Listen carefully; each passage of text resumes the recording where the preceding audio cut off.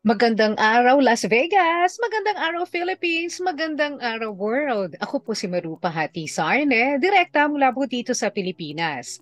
Ngayong araw na ito, ang pag-uusapan po natin ay isang karamdaman o isang kondisyon na nangyayari po sa ilang mga bata. Actually, very rare condition po ito. At sa Pilipinas, anim pa lamang ang nakikitang mayroon ng ganitong kondisyon. Pero ano nga po ba ang progeria? At isa po sa mga movers behind the Project Michelangelo na tumutulong po sa mga batang may progeria dito sa Pilipinas ay nandiyan po mismo sa New York. Wala pong iba kundi isang physical medicine doctor, rehabilitation doctor, wala po iba kundi si Dr. Imelda Cruz. Doc Ime, magandang araw. Hello, magandang araw po sa mga nanonood kay Maru. I'm Dr. Imelda Cruz. I'm based in New York and I'm glad to be here. I was invited by Maru to guest in her radio show uh, to be able to share to you things about what Project Michelangelo does for progeria kids in the Philippines. Yes, yes. Oo. Pero ikaw nandiyan ka sa New York. Paano ka napunta dito sa Project Michelangelo, Philippines? To? Ah, Mm-mm. okay, game. Ganito. Medyo mahaba. Sige. So, okay lang. So, siyempre from the Philippines ako, my pre-med course was physical therapy in Oh. UST.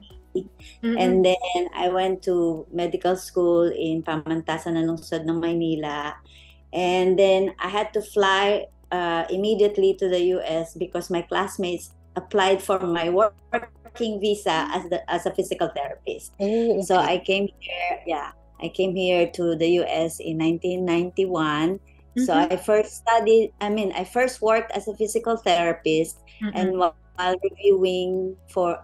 working, I was reviewing for the US medical licensing examination.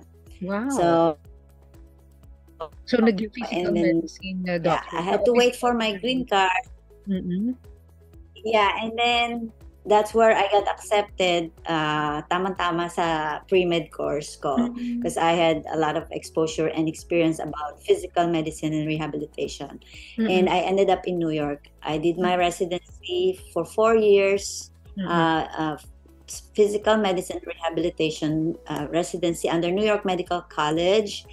And then I started my practice. And then, of course, with the Facebook era, I Mm-mm. saw Jojo Sison's post about Rochelle, the first one that's discovered with progeria in the Philippines.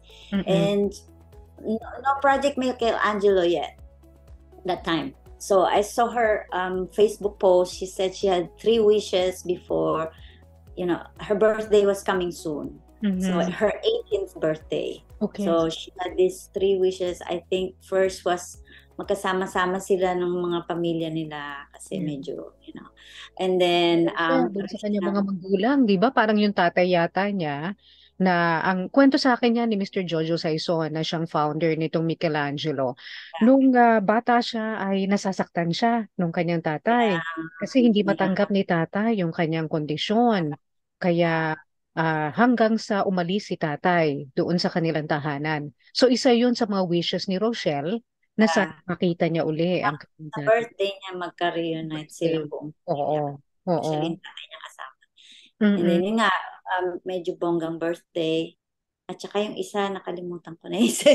Tagal na eh. So anyway, sabi ko kay Jojo, uy, sabi ko, ah, So friends nakakaawa kayo ni naman Mr. siya. Jojo Sison, Yeah, oo. we went to the same elementary school. Oh yeah, sabi niya, batiin ko siya, hi Jojo. uh, Nandiyan na siya sa may Elementary Chicago. school, high school, UST, then physical therapy. We're both Mm. physical therapy graduates. And then, nandito rin kami pareho sa Amerika. So Yes. I said, I want to help. I want to help out Rochelle. So tell me how I can help out. So if you need donation, I would give a little cash. So that's how it started. And then I think started to build or found this Project Michelangelo Foundation. Mm-mm. Yeah, and then later on, he took me as a vice president. Anong year yan? Anong year yan nangyari? When did it start? Parang 2000, ano lang, recently lang, 2018, ganon? Hindi. Earlier than that. Siguro Ah, mga 2000, tanong natin kay Jojo. Maybe 2015 or earlier. oh, okay. Pero ito lang pala, kamakailan lamang, hindi yan yung parang dating-dati yung pantinatag. So si Rochelle, ang una yung tinulungan. Unang-una, ano Yes. ba ang Julia? Para dun sa mga hindi pa Okay po. kung anong Ang progeria, a very rare condition na nakakaapekto ng mga bata. So, mabilis silang tumanda. Mm, 1 year old is equivalent to 8 to 10 years old, sabi ng iba.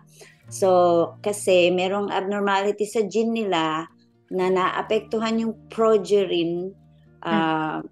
protein. Meron tayo lahat ng progerin. Oh, Lahat ng protein na yun responsible sa, aging process natin. Pero sa kanila, since may gene defect, yung progerin sumusobrang dami.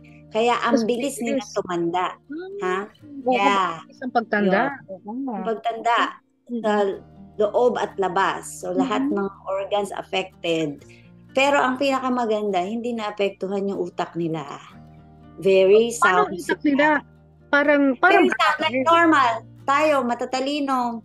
Okay. Mm-mm. Kaya lang yung physical, syempre pag tumatanda, nagkakarayuma agad. Tapos later on, yung common causes ng kamatayan nila ay heart attack or stroke. So, sakit na So, matanda ang pumapatay sa kanila. Pero, bata pa, yung kanilang edad. matanda na sila sa loob eh. Oo, tumatanda yung Pati naman sa labas, yung itsura. yung facial features nila, di ba? Oo. Wala na sila agad buhok. Yes. Tapos, Maliliit marami yung silang mukha. deformity. Oo. Maliit ang ayan ang talagang facial Mm-mm. characteristics Tapos, nila. Maliit ang mukha, dry ang skin. manipis ang balat, Mm-mm. dry ang skin, makikita mo prominent yung mga veins nila, Mm-mm. tapos yung mata nila nakaluwa, Mm. tapos wala na silang mga kilay kasi nga yung mga buhok. Tapos yung ano pa, characteristic yung ilong nila parang sa ibon, masyadong payat, slim na matulis. Mm-mm. Maliit ang bibig nila, pero yung ngipin nila, kasing laki nung sa atin, ng normal, kaya nagsisiksikan yan, kaya nagdidik overlap yung mga ngipin nila. Talaga? Yun. Oh. That's, So, oh, pero mm, sabi mo, ang kanilang kaisipan ay tulad din ng pag-advance ng age ng isang bata. So, yung yes, brain nila, para rin kung kunyari, kung 2 years old sila, 2-year-old brain din yun. yes. Minsan Oh, nga mas advanced pa sila eh. Kasi mas parang, matuloy.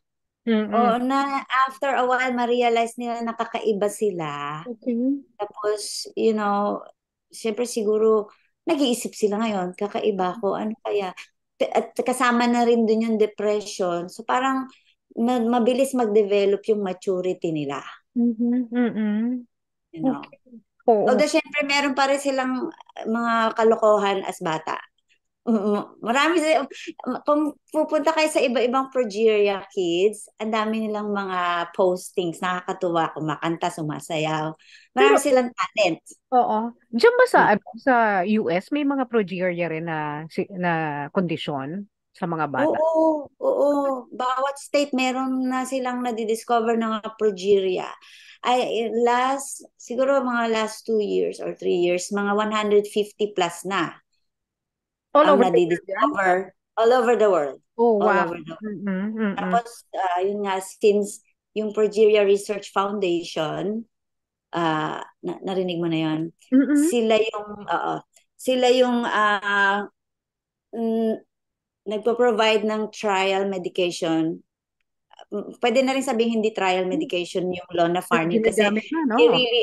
it was really proven to slow down the progression of aging. Pumabagal yung pagtanda nila, and Mm-mm. ang pinaka very good effect nila is on the heart and the brain para matagal sila bago mag-stroke or mag-heart attack. So Mm. nagiging healthier sila. So, napapahaba kahit paano yung... Napapahaba kahit paano. Because before, average lifespan nila is like 13 to 14 and a half years old lang. Okay. Ngayon, Mm. may mga umaabot na ng 22, Wow. 23. Oo. Considering 1 year is 8 years. So, jackpot na yun sa kanila, di ba? From Oy. 13 to 22. So, ilan yun? 13 to 22. Mm-mm. 7 plus 2, 9. 9 So, times 6. Oh, 9 so, times 7. Additional 63 years oo, oo, wow. sa, sa atin. Pero ang balita ko, mahal yung gamot na yun. So, paano maa-afford yan? Usually, ang nababalitaan natin may progeria dito sa Pilipinas, medyo hindi kagandahan ang sitwasyon ng buhay. Yeah, kaya dyan kami pumapasok. Mm-mm. I-connect namin sila sa Progeria Research Foundation. Kasi yung Progeria Research Foundation funded yan. Mm-mm. Maraming nag-donate sa kanila.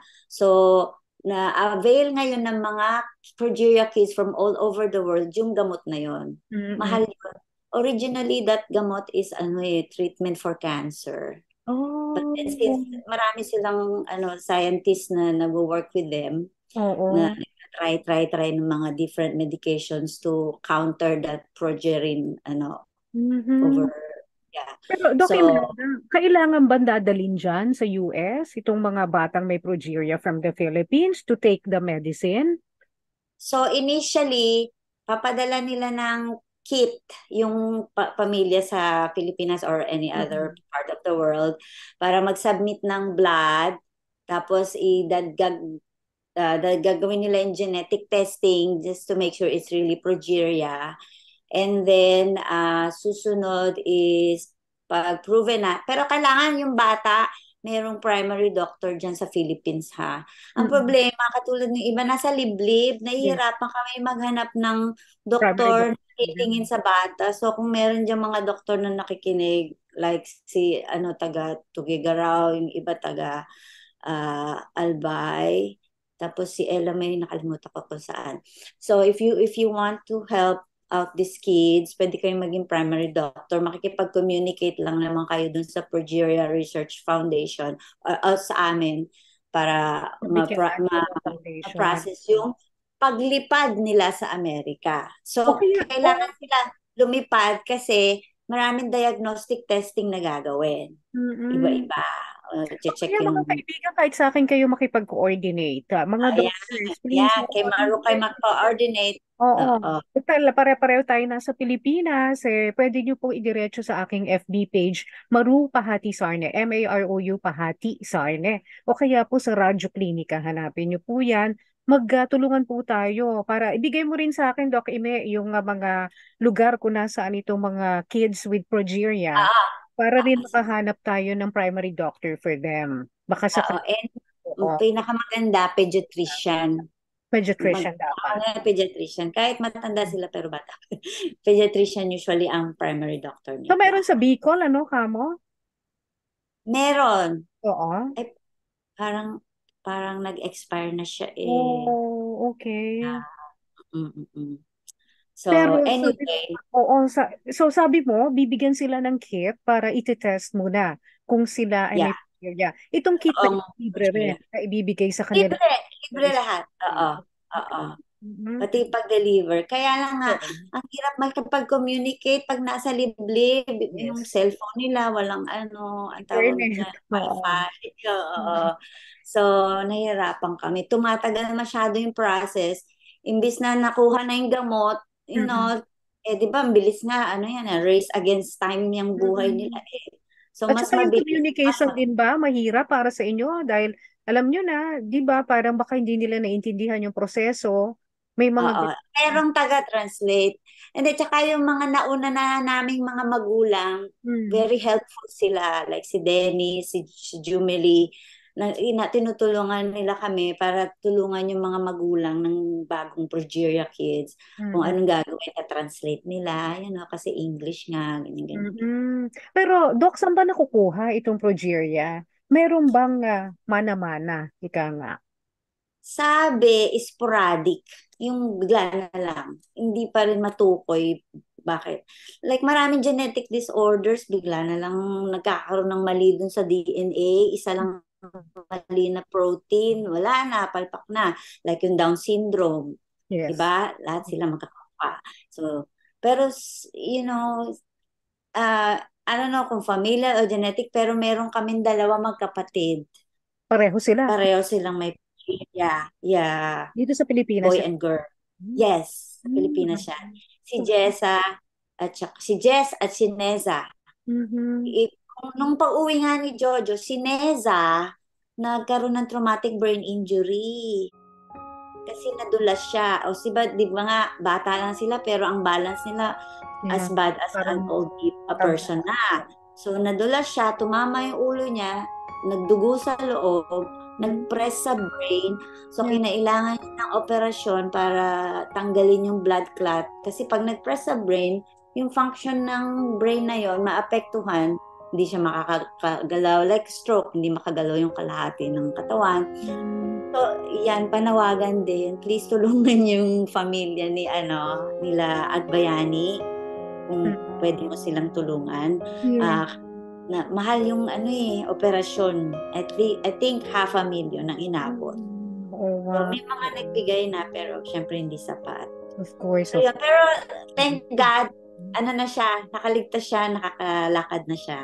Back Mm. na siya. Pero syempre may Wala. patuloy pa rin na gamot na kinakailangan for her Oo. rehabilitation, ano, yung Yeah, correct, correct, correct. recovery niya. O, Correct, correct, correct. pero Doc, kanina sabi mo nga bata pa lang nagsisimula ng progeria. Nakikita ba yan pagkapanganak pa lang ng bata kung posibleng may progeria yung bata? Hindi masyadong halata kasi pag panganak nila, may buhok pa sila, Oo. you know. Tapos ganun pa rin, parang may Oo, yes. mabilog, yes, yes.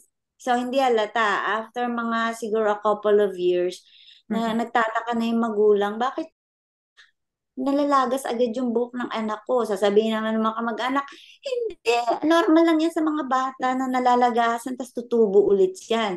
Hindi na tumubo ulit. Tapos nga numinipis yung mga balat, nagiging prominent yung mga ugat, lalo na sa ulo, tsaka sa mga Mhm. kamay, tapos nag-start na magkaroon ng mga abnormality ng mga joints, nagiging contractured na sila.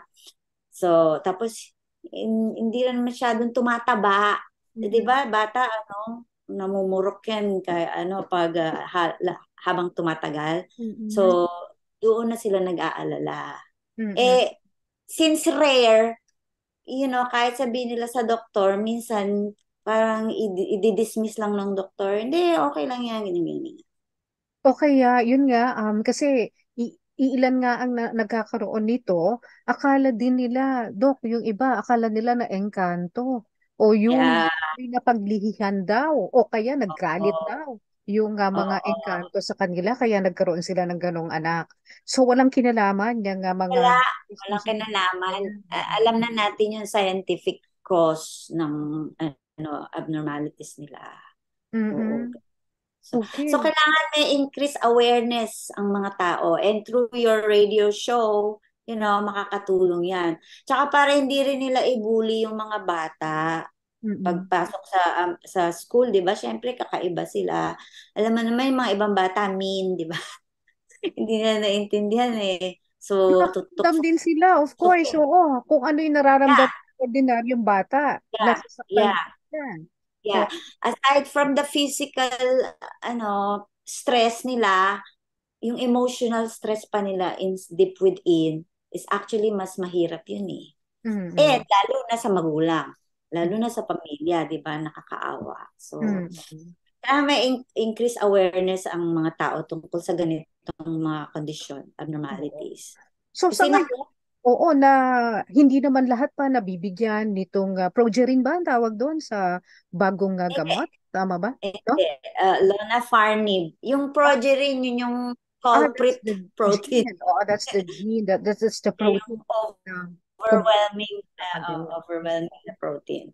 Kaya tumatanda sila agad-agad. So now that Yeah. not everyone in the Philippines na merong progeria can have this drug. At saka baka mamaya may mga nanonood sa atin na may ganito palang kondisyon pero hindi pa sila natutuklasan. Paano aalagaan ang isang batang may progeria? Paano aalagaan? Okay. So madali nga silang tumanda, di ba? So, nagkakaroon sila ng atherosclerosis, hardening of the blood vessels. Yun yung nagko-contribute sa stroke tsaka sa heart attack. Ang pinaka-common cause nun is yung maling pagkain natin. Mahilig tayo sa matataba. So, katulad lang ng normal na tao, iiwasan yung mga ganon. Mhm. Tapos, maintain yung physical fitness ng bata. Kahit meron ngang isang progeria kid na napanood ko eh. Runner siya. So, very healthy yung dating niya.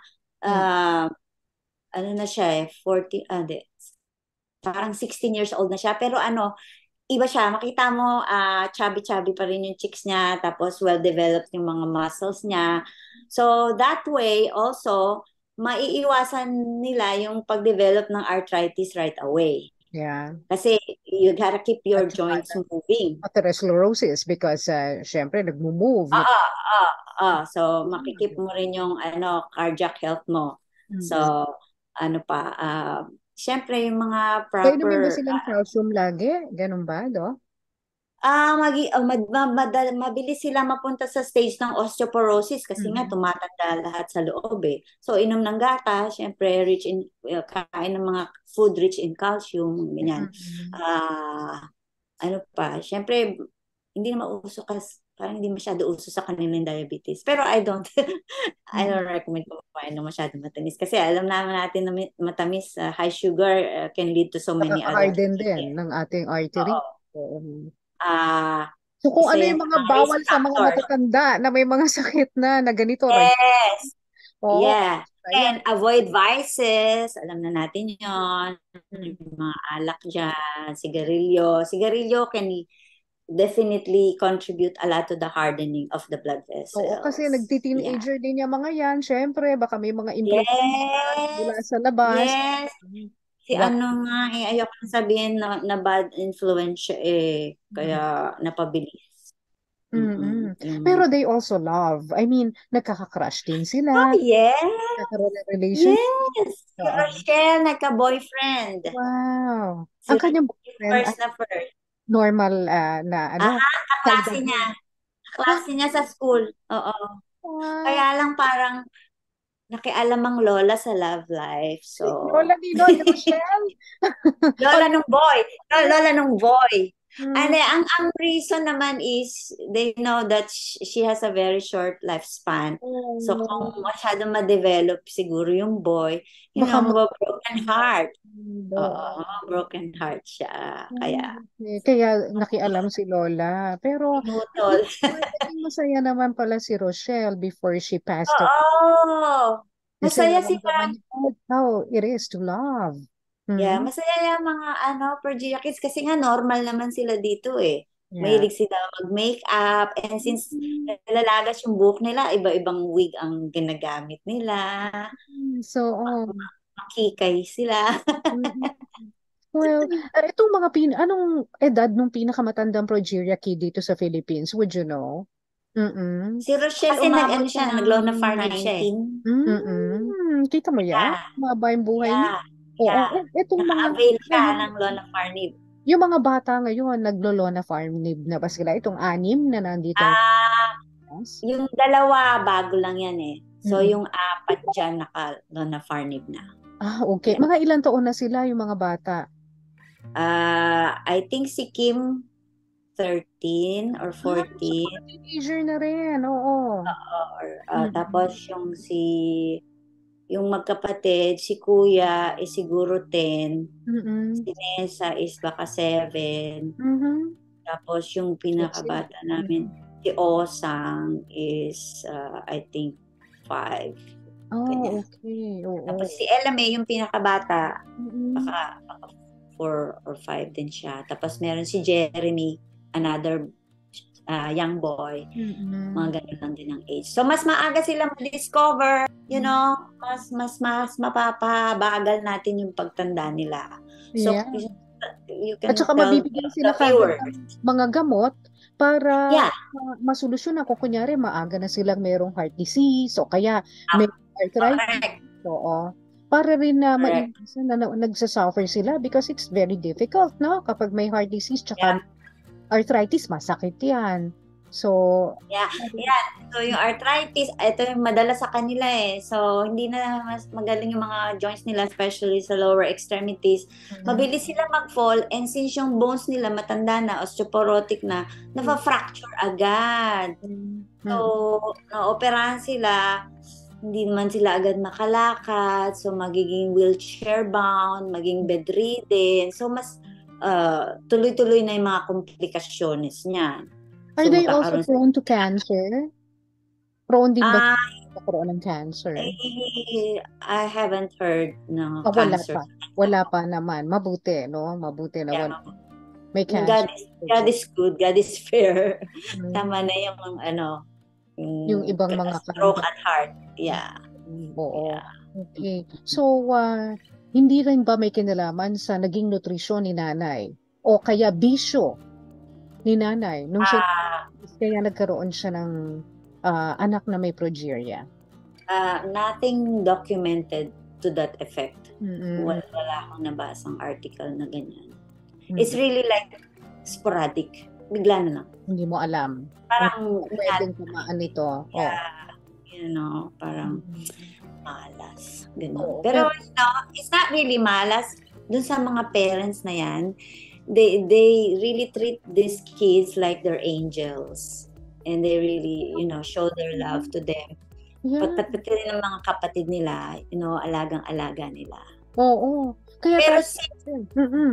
Yes, kung yes. halimbawa, siya yung panganay, Mm-mm. actually, since normal ito, she or he is able to take care of the little siblings also. Mhm. Yung Mm. Oo. So, mga kaibigan, wala nang although dahilan syempre, para hindi nyo mabigyan ng tamang atensyon ang mayroong may progeria. Dahil katulad nito, mayroong pong Progeria Research Foundation dyan sa Amerika na pwede pong tumulong sa inyong mga anak. At syempre, itong Project Michelangelo Foundation ni Jojo Saison, ni Dr. Ime Cruz, ni Dr. Ana Maria Consuelo, no, ay handa po silang tumulong po sa inyo. At yung nga sinasabi natin na baka may mga iba pang mga doktor po dyan na gustong sumali dito po sa grupo na ito o kaya maging primary doctor lang kayo. Kahit hindi na kayo sumali doon sa foundation, just be the primary doctor of these kids na merong progeria. Sana po makuha rin po namin ang inyong tulong. Makipag-ugnayan lang po dito sa Radyo Klinika o kaya po sa aking Facebook page, Maru Pahati Sarne. Dok Imen, ako, kami nagpapasalamat na merong anghel na katulad mo na tumutulong dito sa mga batang may progeria. We are very no thankful. problem. Welcome. Ano pang maipapayo mo, Dok, sa ating mga tagapakinig at tagapanood tungkol dito? Bukod sa mga doktor, pwede ring sumali mga ibang volunteers. Like, syempre, kailangan din namin ng mga tao or angels na mag-reach out dun sa mga batang may progeria, para mapadali lahat ng proseso na to, especially yung mga nasa liblib. Ewan ko ba, meron na nga silang progeria, nasa liblib pa sila, kaya doble hirap pa. And also, talking about project. Natin na nasa labas tayo. Tayong mga nasa labas, tulungan natin sila. Dok, Right. maraming salamat ha. Thank you also for inviting me. This will help us help patients, kids with progeria condition. Thank you so much, Doc. Salamat sa inyo sa Michelangelo Foundation na tumutulong po sa mga batang may progeria dito po sa Pilipinas. Thank you, Doc Imel. Dr. Imel. Thank you. Maraming salamat. Straight from New York. Bye-bye. Yes, ako naman po mga kaibigan, ang inyong lingkod mula po dito sa Pilipinas. Maru Pahati Sarne po. Hanggang sa susunod dito sa Radyo Klinika.